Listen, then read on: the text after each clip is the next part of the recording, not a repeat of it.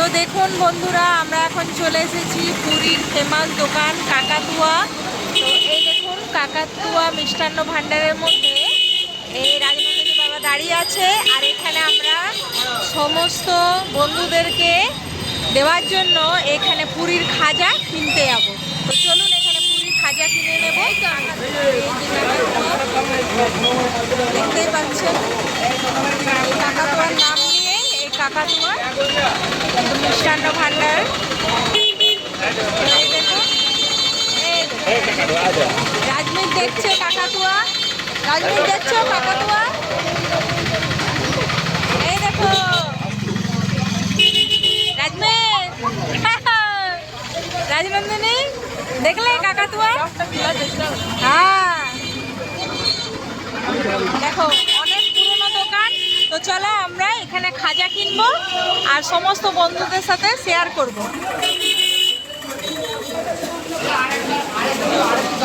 এখানে অনেক রকমের মিষ্টি আছে। এই আমরা কি নিব?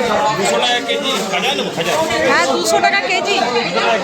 তো আমরা কি কত নেবে? 2 কিলো মতো নেবে নাকি? তাহলে 2 কিলো মতো নিয়ে নাও, সবাইকে দিতে হবে তো, বন্ধুদেরকে, হ্যাঁ ফ্যামিলির সবাইকে দিতে হবে। তো দাদাদেরকে বলো।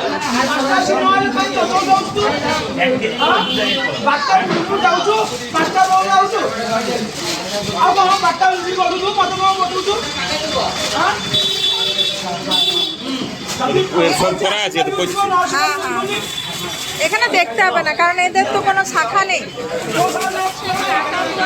এত ফেমাস যে পুরো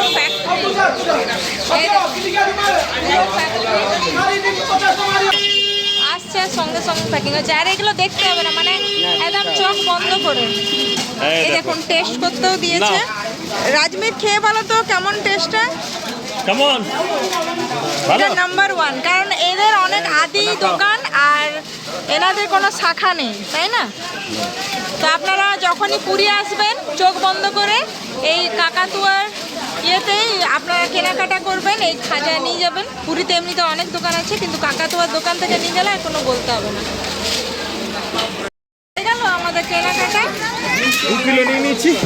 এই দেখুন কাকাতুয়ার ব্যাগ দিয়ে দিয়েছে, পুরো প্যাকিং একদম ফ্যাক্টরি। আর আমরা 2 কিলো মতো নিলাম না, কারণ 1 কিলো তো পোষাবে না আর হবেও না, তাই না? আসছে প্যাকিং হচ্ছে। হ্যাঁ হ্যাঁ।